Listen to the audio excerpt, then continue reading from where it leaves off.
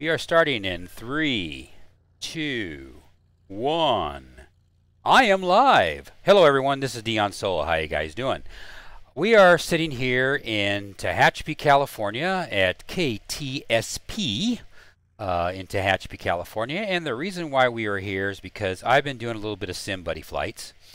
And let's do some SimBuddy. Actually, you know what? Let's take that back. That wasn't SimBuddy. So, all right, I'm gonna delete this video and we're gonna start over now that I restarted it. So, oh well. So it's gonna continue on. It's like I paused. This is what it did. But anyway, correction, not SimBuddy. This is actually going to be FS Economy. And the reason why I'm back in FS Economy is just because I haven't been with it for a long time, and I decided to go back into it. And I'm on this general aviation kick right now. I'm just kind of feeling wanting to fly general aviation aircraft, turboprops, and good old-fashioned gas engine aeroplanes. And that's what we're looking at right now. We are looking at the Piper PA-34 Seneca that I bought specifically for FS Economy. And of course I put my also we got William here with us, a fellow. Because we're all piston heads, that's why. Yes, because we're all piston heads or whatever it may be. And so I did this livery right here of the Solice Wings livery, and I put my little young ladies. This is my first airplane I did, putting little young ladies on the side, which I really like. I think they're pretty cool. I do like my nose art. I've always liked the airplane's nose art. I always thought it was cool. But anyway, it's a nice little airplane. It doesn't go very fast. It goes about 160 knots. The only downside of this entire airplane is it's a low-wing aircraft. It's not a high-wing aircraft. I'm a big, strong person that likes high-wing aircraft because I like to be able to go over here and just look on the ground and not have an engine and a wing in my way. But that's just the way it is for SimBuddy purposes. I'm sorry, for FS Economy purposes. I mean, I'm going to make mistakes on SimBuddy now for the next little while because I've been bouncing between the two platforms, and so I'll be making mistakes here and there. But anyway, so let's go ahead because I always make mistakes. That's just me. Anyway, we're going to go ahead and put this our conditioners, i.e. mixture 1, mixture 2 to full. Put our props to full. And we'll get our we'll crack about 1 inch or so of throttle, and we'll go ahead and start this beast. Well, actually, we won't start the beast just yet, because actually what I'm going to do is I'm going to flip over here to just like this, and then you can see kind of our pathway where we're going today. And where we're going today is leaving Palm Springs. I'm bouncing, my thoughts have been bouncing everywhere. Tehachapi, all the way down here, past my home base here at KWJF, on our way down past KWJF, then hit Palmdale VOR, and then go over the Mountains, the San Gabriel Mountains, and then we'll hit I think it's the Pomona VOR. Yeah, that's the Pomona VOR Paradise, and then just kind of wind and dine around the west of the way, and then come in John Wayne Airport in Costa Mesa. And so that's my plan. And of course you can see Disneyland. And I see that we're going to have a baseball game today that begins at 2 o'clock Zulu. But at any rate, so we'll have to worry about that. And also the way this flight plan is, we're scooting right around that Mode C 30 nautical mile range from KLAX. So we shouldn't have any problems with KLAX. SimBuddy. Here we are at SimBuddy. And or FS Economy, excuse me. I'll be saying SimBuddy till I'm blue in the face. Here we are at FS Economy, and I have already logged in. As you can tell, you can see I've been making a ton of money, about $3,000 or $4,000 per run, so it's pretty pathetic actually, but that's okay. And we'll go ahead and go through the process here of setting up our flights. We've already got here. Normally, if you don't have, well, that's something interesting. I never noticed that. That do for me? Oh, nothing. Okay, never mind. Okay. Going off on a tangent in a moment there, and this is the airplane that we have. We're currently at KTSP, and these are the flights that are available at KTSP. And because there is down to Santa Ana, there is 1, 2, 3, 4 of them. We're going to go ahead and take all 4 of these flights, or all 4 of these assignments. In FS Economy, You can take 5 assignments, even if it's one person, if it's 100 person. You can take up to 5 flights. You can see this is Tehachapi Charter Passenger 1 of 1. If it would have 2, 5, 3, whatever the combination thereof. And that's like let's pretend that this right here was actually 3 passengers. You would take this one that would accommodate this one assignment would be 3 passengers, and then I would take 2. And the other 2 were just ones. I would take a 1 and a 1. Then I end up having 5 passengers total, and then that would be the maximum that this Seneca 5 can handle. If I was in a bigger airplane, then obviously I could take more assignments, but up to 5 assignments. When you do your 6th assignment, what ends up happening is you get a diminishing returns and a penalty that affects the entire assignment array that you chose. So that's why the rule of thumb is never go over 5 assignments ever. No matter if there's 1, 2, 5, 10, whatever, you never go over 5 assignments, because you get that diminishing returns and you end up losing. You gain a little bit more money, but not that much more worth what you get. So that's why I never do it. So, but in this case, we only got four assignments here that are all individuals going to Santa Ana. So we're going to go ahead and take those. So we're going to go right down here where it says add assignments. So I'm going to click on that, and then now you can see now it went away here. You'll see I've already while we're on this page, sometimes you'll get a situation where you've actually got to lock your airplane that you have. Right now you can see my airplane is already locked. Now I could rent these other aircraft. I can unlock my airplane and rent somebody else's airplane, but I already have my own, so why would I do that? But if you start out, you can actually start out with not owning an airplane at all.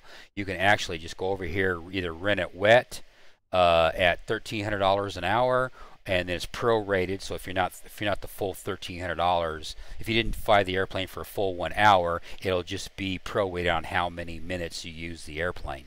Same with the if you rent it dry and you put in your own fuel, then it's a $955 per hour. And a lot of people, when you start out small and start out new, if you don't want to jump in buying an airplane right away, a lot of times you're kind of forced into renting aircraft out of the box, and that's fine. I mean, that's how I started. I started out by renting the aircraft. Yes, they took a hit, but eventually I was able to gather enough money where I was able to buy my own airplane, built myself all the way up where I got to a Yak. A Yak 42, I think it was the airplane. I guess I don't remember 40. I think Yak 40. And then I found out. Then they instituted FS Economy instituted you have a cost of your airplanes, and you can see right here my monthly cost is $2,190 a month for this Piper Seneca, and you also have costs of engine time. You get close to 100 hours, you're at 100-hour check ride, that'll cost you $2,000 or $3,000 to get it, or not check ride, sorry, your maintenance, your annual. In this case, it's not an annual. In this case, it's a monthly. Well, actually, I know what it is. It's just based on your engine, a TBO or whatever. So again, this it's every 100 engine hours is when you have to get that recertified. And like now I've got 17 hours into the last time that my engine was checked. I've got 37% fuel in there. I had set this airplane up where I am not for sale. I don't think I can do it because I'm locked right now. It's probably not going to let me. Yeah, because my airplane's already locked and I can't give you access to those settings and those what you can and can't do. If you bought an airplane, I'll highlight this ship as a side note here. If you bought an airplane and you don't want to go to that airport and fly that airplane all the way to wherever you want it to be a destination, you can do this ship function, but you have to have the money in the bank in order to afford to do that. But what it does is it actually it'll actually baggage it all up, put it in a package for you, and then it could be shipped, and you can either ship it yourself or just put it out on the market, which I've never done, so I can't tell you how to do that, but you can actually have somebody ship it to the area for you. And you can go to the forums, or if you happen to have a big guild / group, then somebody else can ship it that has a bigger plane, let's say has a jet or whatever, and then they would you package up that plane, they put it in its cargo hold, and then ship it to wherever you want it to go. That kind of thing. And then there's money transactions involved and that sort of thing. So usually you don't do that when you're starting out. Obviously, when you're starting out, you're basically renting planes, getting up your own plane, and just building up your own cash flow. The shipping part of it comes in later when you actually have, discretionary cash to be able to do that sort of thing. You can lease your airplane. Like let's say I didn't even want to fly in FS economy. All I want to do is just be the money man, and you can actually lease your airplane out with all those others that you saw in the previous previous window, which I'm trying to get to right now, where you set up your lease or you set up your rental out, where you rent out your airplane and make money that way. For me, that's no fun. I mean, I would rather fly. Now, some people do both. They will actually rent their airplanes. They'll rent out their old airplanes, and then they'll actually fly with their new shiny or their new airplane, and then they just rent out the other ones and that sort of thing. And there's pros and cons to that. Probably want to go to the FS Economy user guide in more detail. Everything I say, you want to go to the FS Economy user guide in the start page, I believe it is. They'll have a big box you can check or whatever, or letters that you can check that says the guide, and it'll give you all that stuff in detail. But at any rate, so there's a lot of variations that you can do. The group thing, I went ahead and created a group, my group, Solice Wings. I have absolutely no idea what I'm doing with this group thing. I put in all this information, which I have absolutely no idea what it does, but I figure I'll figure it out over time. It's just one of those things. That's why I call it the noob group. And I'm going to make it to 85% now that I see that. So that means by making it 85%, what I've read so far is that my pilots is going to take 85%. Matter of fact, I think I'm going to do a little bit less. I'm going to go 90%. That way, the pilots who fly for me are going to get 90% of the profit, and then the group, the Solice Wings, the corporation or airline or whatever you want to call it, is going to get 10%. So every time you fly, 10% is going to go to the corporation. And what that will do is that will make it so the corporation builds up cash flow. At least this is what I'm thinking it's going to do. That way, eventually, once I get more members, I can be in a position where I can start buying airplanes, and if a new member comes in, then they can, they'll have access to an airplane without actually having to go rent it. You're renting it from the corporation instead, and then I can set it up accordingly. Again, this is stuff that I'm learning as I go along, so it's a trial and error process. Because I don't read instructions. I just get in it with both feet and let's see what happens. And it also can create assignments and things like that, which I got to read up on how to do that. There's some things that I'm just going to have to read. But at any rate, so like I said, there's a lot of stuff here on the group side that's a newbie stuff for me that I need to learn, and I'll get it over time. But right now, back over to the flight at hand. We're over here on my flights. And because I've already assigned my airplane, I've got 47 gallons of fuel, 37%. So what I'm going to do is I'm going to go ahead and refuel the airplane. And we're only going to Santa Ana. I technically don't really have to. I'm doing this more or less just so show you how to do it. Okay, Sun Jet Center has fuel, and they have so basically, if we had jet fuel A here at Tehachapi, I would see the jet fuel A, how many gallons they would have, and what the price is. And instead, all they have is just LL gas, and that's fine because that's all I need is LL gas because I'm in a 100 LL airplane. So we're going to go ahead and choose them, And you can also, the defuel thing is exactly what it says. Let's say you've got too much fuel. You loaded up your airplane with the passengers and everything, and you found that, oh crap, I've got too much fuel. I'm not really going that far. I filled it up full, and I got too much fuel, and I got too much weight, and this airplane's never going to get off the ground. So you can hit the defuel feature, and then you actually just put in the gallons that you want to take away. Do you get paid back for it? I don't think so. I think it just goes poof. So you lose out on that. I don't think you get paid back. I could be wrong on that right there, and I'm sure somebody will correct me. But I think the defuel is just the convenience of being able to make it so you can get your weight of your airplane where you can actually take off the ground. But in our case right here today, we are not going to do that. We're actually going to add fuel. I'm just going to take it up to 50%, which is 64 gallons. So I'll just put in 64 and then hit fuel, and that's it. So now I've got 64 gallons of fuel. 50% is more than enough fuel to get from Santa Ana, from Tehachapi to Santa Ana, so we're good to go there. So the fuel thing is easy. Reading all this stuff right here, I've actually got 385 kilograms.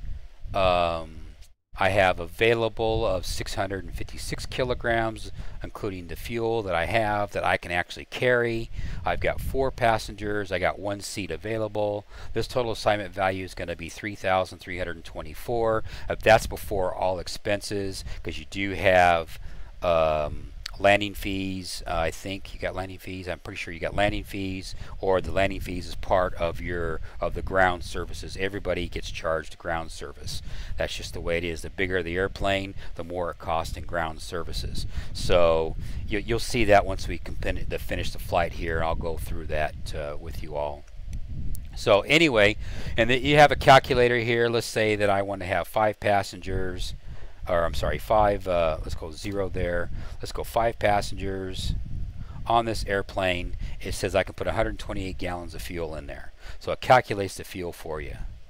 And then you have different combinations of payload and that sort of thing. So you got a nice cute little, and then also too, if you want to enter the distance and estimated fuel needed, because I'm using this alias, this profile of a Piper, I can actually get rid of all this. Maybe let's go 0 there, and if I go 0 there, so okay, we'll just leave that alone then. Let's say that I'm only going 80 miles, and the maximum fuel need, I only need 11 gallons for this Piper Seneca to be able to go 11 gallons. Now that is subjective because it depends on the wind condition, if the wind's in your face, and where, you know, the weather. I mean, this is kind of a rough estimate. I mean, it's not exact, but it helps. You know, it's helpful.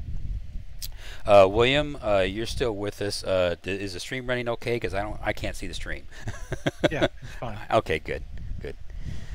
So so anyway, so that's how that works out right there, and but we're not worried about that, or not doing anything about that, because we're already set and ready to go. I've actually got more overkill in fuel than I need, but that's fine. I'm cool with that. You'll learn that this is really handy, having this fuel calculation stuff. It really saves you a lot of headaches in trying to go to the internet, look up different websites and what the fuel to load and that sort of thing. And you notice, because I'm part of my group now, I'm flying for Solice Wings, which is my company, so which works out kind of nice. So once Bug Eater 64, he gets his authorization to, or his welcome to the FS economy world, and then he joins us, he'll be getting the same thing you see on the screen. I'll be flying for Solice Wings. So in theory, if I did this group thing right and put it at 90%, 10% of my earnings should go into the kitty for Solice Wings, that I can blow on wine, women, and free booze.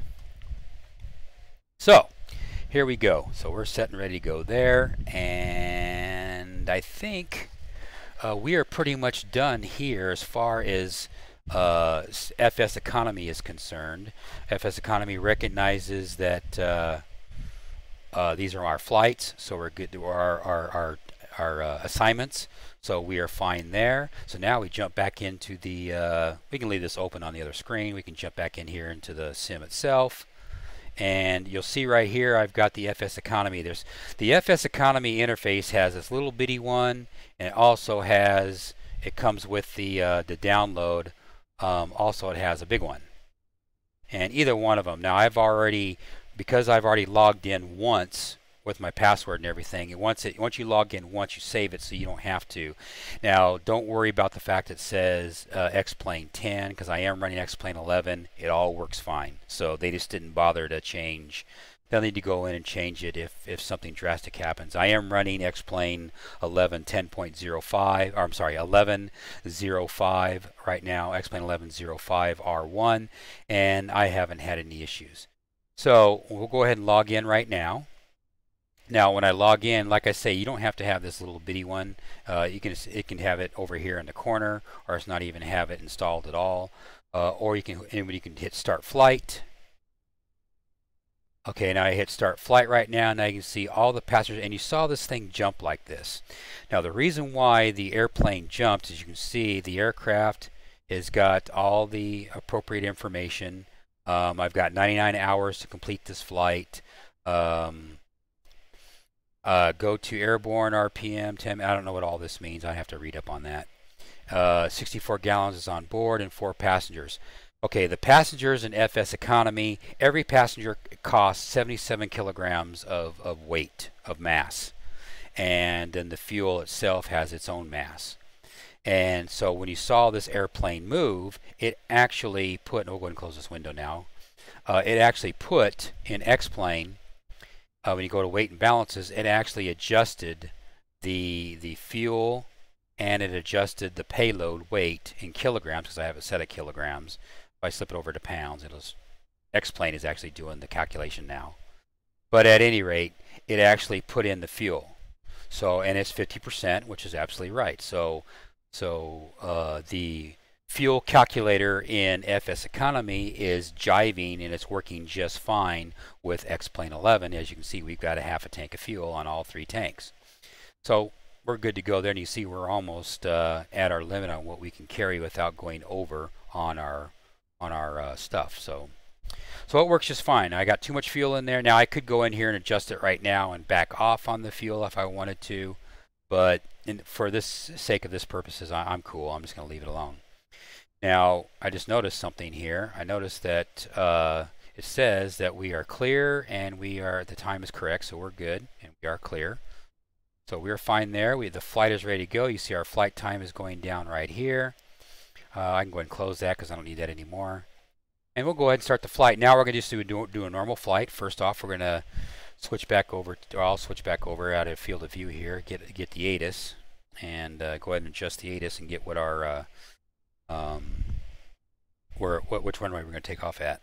So let me do that real quick, and I will go ahead and turn on the switch battery, and we'll go ahead and turn on the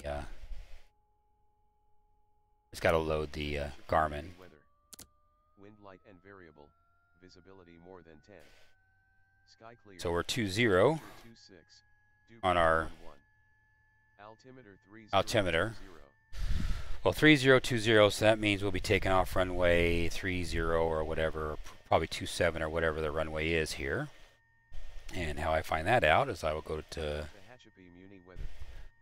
I'll find out which what do we have. We have runway 29, so we'll take runway 29. Sky clear, temperature 26, dew point 11. Okay. Well, we've already got everything what we needed there, so we're fine there. And I'll go ahead and turn off the avionics back again. And I'll go ahead and turn on the fuel, the magnetos, and we already cracked up 1 inches, so we'll go ahead and start at the engine.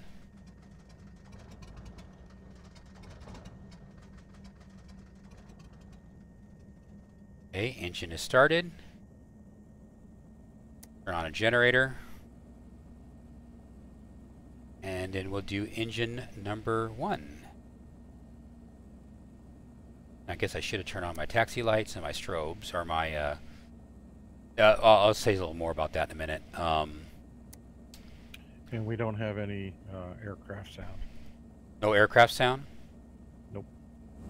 Okay, then I will see if I can crank that up there. That is strange. What I'm going to do is I'm going to end up turning this stuff up, and it's going to be so loud it's going to overpower. And do you have audio on me? Uh-oh. Well, now I screwed it all up. I turned on my headset thing, and I think I messed up the audio completely now. Yay me! I messed up the audio. Because now I can't hear the engine, I can't hear Bug Eater anymore. Oh, that's just wonderful. This is why I do this video on the Alt channel. Because that way if I screw up, you know what, I'm going to go ahead and turn it back on. And, well, thank you guys for watching.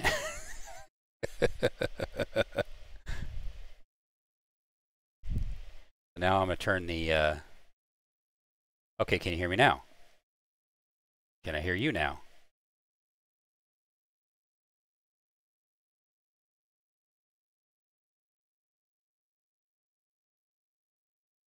I don't know if, I think I totally screwed it up now. I think I totally screwed this up now.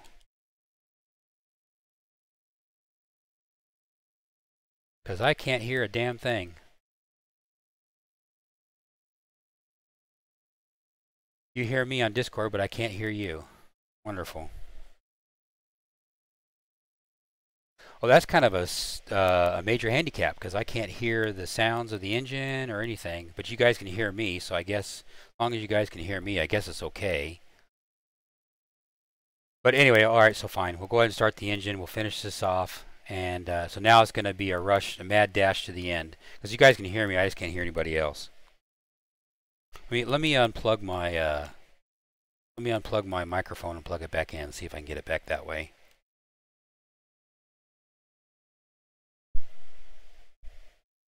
Okay, now I got an open mic. This progressively gets better and better.